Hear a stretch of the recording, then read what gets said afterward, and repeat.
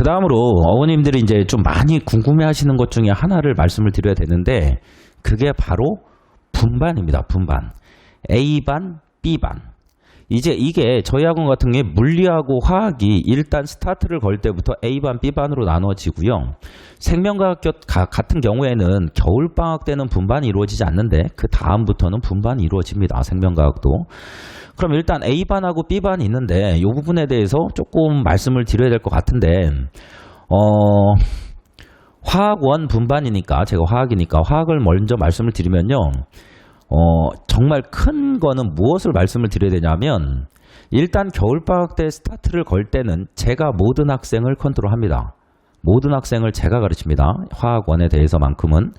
근데 이제 1월 달에 한 달 정도 수업을 하고 나면 B반으로 그때부터 가는 친구들이 있습니다. 그래서 2월 첫째 주부터 B반이 형성이 돼서 B반이 따로 움직이기 시작을 합니다. B반이 따로 움직이기 시작을 합니다. 그러고 3월 달이 되면 또 제가 가르쳤던 학생 중에 B반으로 또 넘어가는 학생들이 있습니다. 그때까지 넘어가고, 일단 큰 기점을 말씀드리면 1학기 중간고사가 끝나면 또 B반으로 또 가는 친구들이 있습니다. 그리고 1학기 기말고사가 끝나면 또 B반으로 또 가는 친구들이 있습니다. 이거는 이제 큰 틀이고요. 중간중간에 조금 제가 좀 B반으로 보내야겠다 싶은 친구들은 B반으로 넘어가게 됩니다. 그러면 그냥 말씀을 드리지만 화학에서 A반과 B반을 나누는 근거는 일단 테스트가 일단 가장 우선입니다. 어쩔 수가 없습니다. 테스트하고 아이가 수업을 대하는 태도라든지 아니면 뭐 결석이 잦다든지 여러 가지 복합적인 걸 고려를 해서 B반으로 나누게 됩니다. 그러면 화학은 B반이 어떻게 구성이 되냐면, 제가 수업이 아무래도 조금은 상위권, 중상, 상위권, 극상위권을 포커스를 잡고서 저는 수업을 하다 보니까 제 수업을 조금 어려워하는 친구들이 있습니다. 그러니까 제가 수업을 진행하고 했을 때 조금 못 따라온다든지, 조금 많이 버거워한다든지, 아이가 힘들어한다든지, 그게 이제 성적으로 표현이 된다든지, 이런 식으로 제 수업을 따라오는데 조금 힘든 케이스, 어려워하는 케이스, 이런 케이스들은 B반으로 전반을 시키게 됩니다. B반은 아무래도 소수 그룹으로 진행이 되게 되고, 그래서 거기서는 저는 아무래도 학생 수가 조금 많게 수업을 하다 보니까 B반에서는 아무래도 개인 컨트롤, 개인적인 관리가 조금 더 잘 이루어집니다. 그래서 B반으로 가서 B반에서 수업을 듣게 되고요. B반에서도 정말 잘한다 그러면 A반으로 뭐 중간이나 기말이나 시험을 잘 봤을 때 넘어오는 친구들도 있습니다.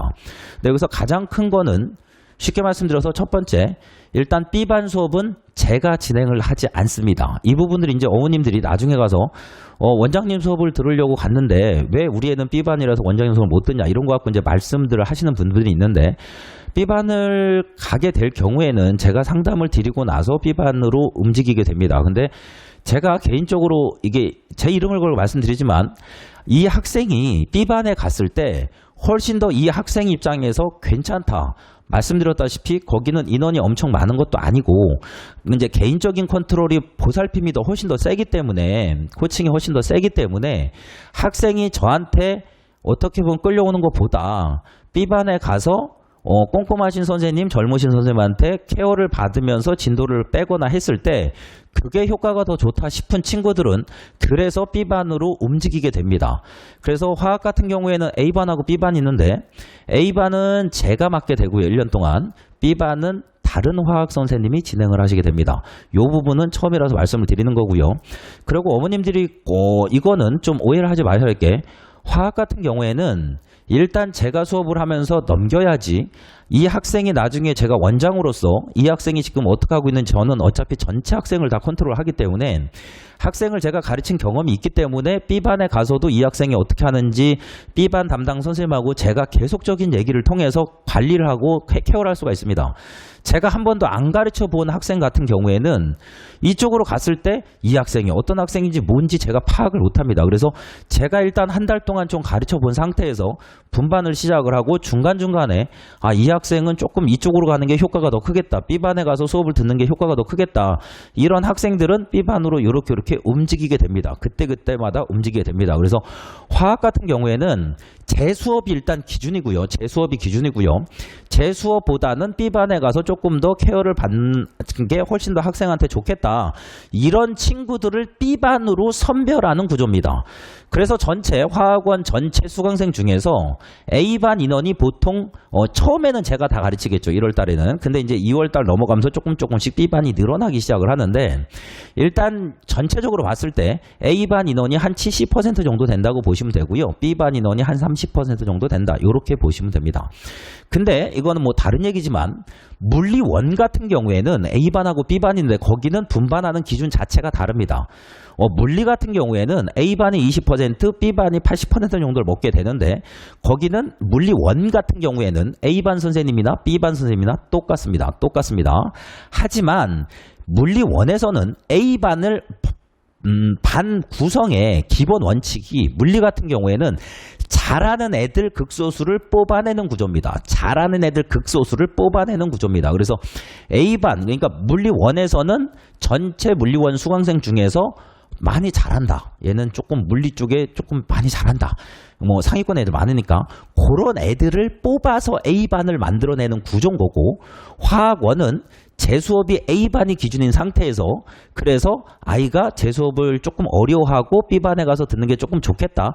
이런 친구들을 B반으로 보내는 구조입니다. 그래서 물리원에서 A반이라는 타이틀과 화학원에서 A반이라는 타이틀은 조금은 다를 수 있다는 거를 미리 말씀을 드립니다. 그러고 그때 가서 말씀드리겠지만 정말로 B반을 가는 학생들이 무조건 뭔가가 문제가 있다. 이런 게 아닙니다. 그냥 아이의 특성이나 이런 걸 봤을 때 아이가 꼼꼼하게 케어를 해서 이게 더 낫겠다. 그러면 종합적인 의견에 의해서 B반으로 가게 되는 거고요. 그리고 뭐 A반에 있다고 해서 뭐 적입니다. 뭐 큰 적이가 있는 게 아니고요. 제가 그냥 수업을 하는 데 있어서 제가 조금 난이도 있는 거 심화 극강까지 쭉쭉쭉 진행을 하다 보니까 그거를 소화할 수 있다. 그러면 아무 문제 없이 따라올 수 있습니다.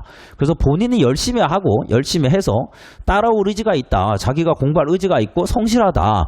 이러면 A반에 충분히 남아있을 수 있습니다. 그런 부분이 있다는 거 그렇게 보시고, 그리고 어느 정도 제가 시키는 거 요 정도만 따라와도 큰 문제는 없을 수 있기 때문에 요 분반에 대해서는 나중에 다시 한번 말씀을 드리겠지만 어머님들이 우리 애는 잘하는데 그 잘하는 친구들 같은 경우에 제 수강생 안에 아까 예전에도 말씀드렸다시피 다른 동영상에서 잘하는 애들이 엄청 많습니다. 그래서 그 부분에다가 포커스를 잡고 제가 스펙트럼을 조금 넓혀서 상위권, 중상, 이상 레벨, 극상까지 여기를 스펙트럼을 두고 A반을 수업을 하다 보니까 그 부분에 대해서는 그렇게 봐주시면 됩니다. 그래서 A반, B반, 분반이 있다는 거. 그래서 처음에 겨울방학 개강할 때는 그냥 들어오지만 그 다음부터는 분반이 이루어진다는 거.